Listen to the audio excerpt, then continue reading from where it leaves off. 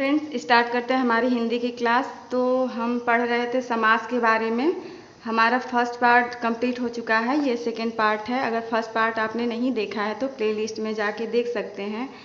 तो यहाँ पर हम आपको बताएंगे कि समास के जितने भी प्रकार हैं उसको कैसे पहचानते हैं, उसको पहचानने की ट्रिक बताएंगे, जिसमें कन्फ्यूज़न बहुत होता है। एग्ज़ाम में जो भी आते हैं तो उसमें कन्फ्यूज़न बहुत होता है, तो आज सारे कन्फ्यूज़न क्लियर करेंगे। तो स्टार्ट करते हैं। समास के प्रकार में फर्स्ट है अव्ययी भाव समास। तो अव्ययी भाव समास को हम कैसे पहचानेंगे, इसमें क्या होता है? अव्ययी भाव समास का इसमें पूर्व पद प्रधान होता है। इसका पूर्व पद प्रधान होता है।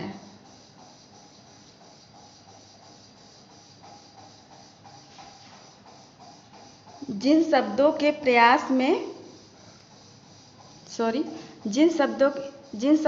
प्रारंभ में उपसर्ग आता है, इसमें क्या होता है?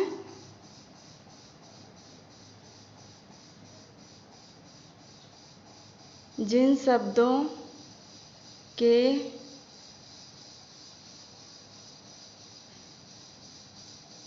प्रारंभ में उपसर्ग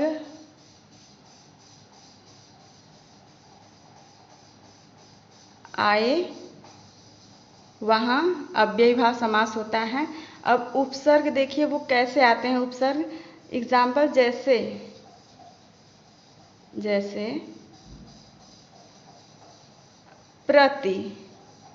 प्रति आए, आए,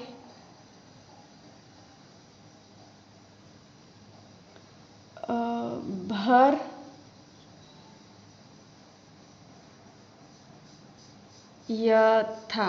यथा ऐसे शब्द अगर आते हैं तो वहाँ क्या होता है? ये उपसर्ग होते हैं। क्या होते हैं? उपसर्ग। और अव्ययी भाव समास में आपके ये शब्द आते हैं। और इसमें शब्दों का रिपीटेशन भी एक पहचानने की ट्रिक क्या है? शब्दों का दो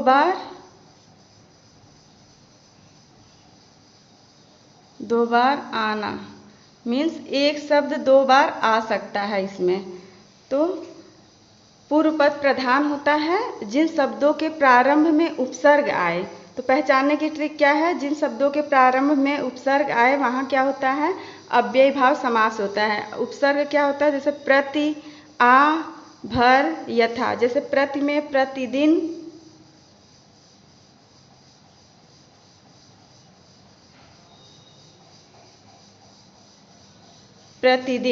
तो ये प्रति क्या हुआ आपका? ये प्रति उपसर्ग हो गया। प्रतिदिन मीन्स रोजाना।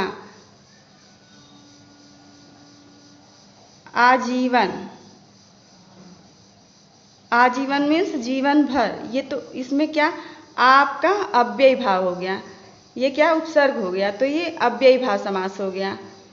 यथाशक्ति,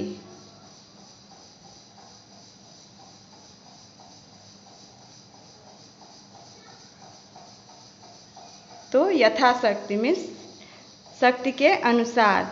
तो यथा इसमें क्या हो गया? ये आपका उपसर्ग होगा। और जैसे दिनों दिन हो गया, दिनों, यहाँ पे कन्फ्यूज़न बहुत होता है फ्रेंड्स, तो आप अपने कन्फ्यूज़न क्लियर कर लीजिए।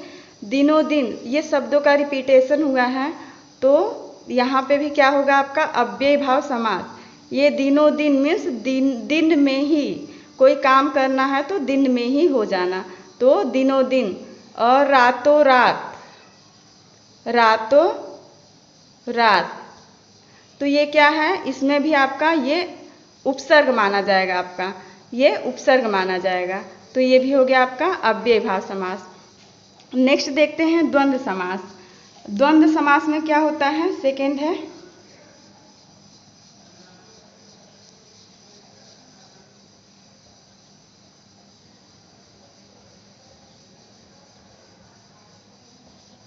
द्वंद्व समास। द्वंद्व समास में क्या होता है? इस समास में दोनों पद प्रधान होते हैं। इस समास में क्या होता है? दोनों पद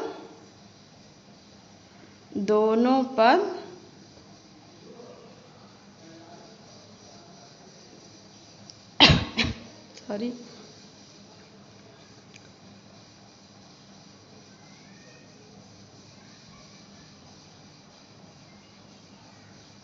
इस समास में को पहचानने की ट्रिक क्या है? इसमें दोनों पद प्रधान होते हैं, तो इस यहाँ पे द्वंद्व समास हो जाता है। इस समास का विग्रह करने पर इसमें और आता है। विग्रह करने पे क्या आता है? और आता है, और आता है, या फिर संयोजक चिन्ह आता है आपका। और आता है जैसे एग्जाम्पल, माता पिता, और ये या तो अपोजिट माने जाते हैं या तो एक दूसरे के पूरक माने जाते हैं।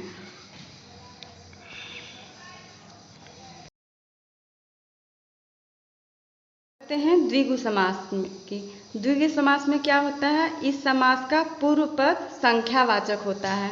क्या होता है? इस समास में जो पूर्व पद है, पहला पद है, वो संख्यावाचक होता है। ये पहचानने की मोस्ट इम्पोर्टेंट ट्रिक है, द्विगु समास पहचानने की ट्रिक, जिसमें पहला पद जो होता है वो संख्यावाचक होता है। जहाँ भी देखिए पहला पद संख्यावाचक हो तो वहाँ पे द्विगु समास ही लगाइए। जैसे नवग्रह, नवरत्न, नवग्रह मीन्स नौ ग्रहों का समूह, नवरत्न, नौ रत्नों का समूह। इसमें तो नौ क्या हुआ? आपका नौ संख्यावाचक है, ये नौ आपका संख्यावाचक है। चौराहा, चार रास्ता, तो ये चौ जो है ये चार है आपका, ये संख्यावाचक है। दोपहर, तो ये आपका दो संख्यावाचक है। तो जहाँ पे संख्यावाचक आए तो वहाँ समझिए आपका द्विगु समास है। नेक्स्ट कर्मधारय समास। कर्मधारय समास में क्या होता है? इसकी पहचानने की ट्रिक, इसमें प्रथम पद जो होता है विशेषण होता है तथा दूसरा पद विशेष्य होता है। प्रथम पद विशेषण होता है, दूसरा पद विशेष होता है। एग्जाम्पल जैसे काला पानी, तो जो दूसरा पद विशेष्य होता है वो संज्ञा होता है, तो संज्ञा की विशेषता बतलाता है प्रथम पद। तो ये देखिए प्रथम पद काला है, दूसरा पद है ये संज्ञा है, पानी क्या है? संज्ञा है। तो ये काला क्या है? उसकी विशेषता बतला रहा है कि पानी कैसा है? ये काला है, तो काला पानी, यह काला इसकी विशेषता बतला रहा है। तो जहाँ विशेषता बतलाए वो कर्मधारय समास आपका। नेक्स्ट जैसे काला टोपी, टोपी कैसी है आपकी? काली है। नेक्स्ट महात्मा, महान आत्मा, आत्मा कैसी है? महान है। किसी व्यक्ति के बारे में कहा गया है महान आत्मा, तो क्या है? पहला शब्द इसका विशेषण है, दूसरा है विशेष, तो ये आपका कर्मधारय समास। नेक्स्ट बहुव्रीहि समास। बहुव्रीहि समास क्या होता है? इस समास का कोई भी पद प्रधान नहीं होता है। इसमें क्या होता है? कोई भी शब्द प्रधान नहीं होता है और जो तीसरा अर्थ निकलता है वही प्रधान होता है। इसमें दोनों पद के मिलने से जो तीसरा शब्द बनता है, तीसरा पद बनता है, वही प्रधान होता है। जैसे लंबोदर, इसमें दोनों शब्द हैं लंबो प्लस उदर, लंबा हो उदर जिसका, मीन्स कौन है? गणेश जी।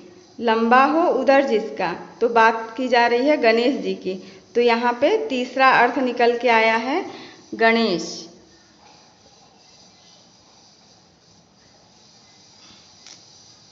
तो यही आपका तीसरा शब्द प्रधान है।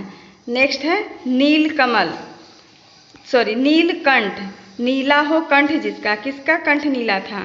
तो शंकर जी का, तो यहाँ पे तीसरा अर्थ निकल के आया शिव जी, तो यहाँ पे तीसरा पद आपका प्रधान हुआ। मोस्ट इम्पोर्टेंट है बहुव्रीहि समास में क्या पहचानने की ट्रिक, दोनों शब्दों में से कोई शब्द प्रधान नहीं होता, जिसका तीसरा अर्थ जो निकलता है वही प्रधान होता है।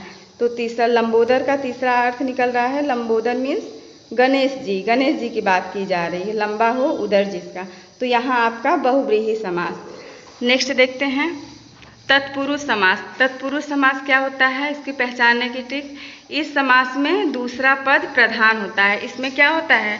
दूसरा पद प्रधान होता है, और प्रथम पद प्रधान हो वह अव्ययीभाव समास, और दूसरा पद प्रधान हो तो वो ये तत्पुरुष समास।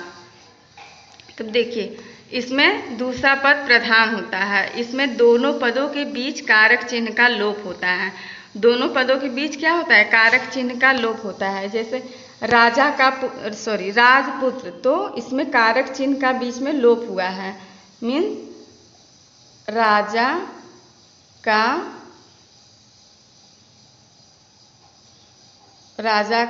पुत्र, तो इसमें ये कारक चिन्ह का यहाँ पे लोप हो जाता है। राजपुत्र मीन्स राजा का पुत्र। नेत्रहीन, नेत्र के बिना,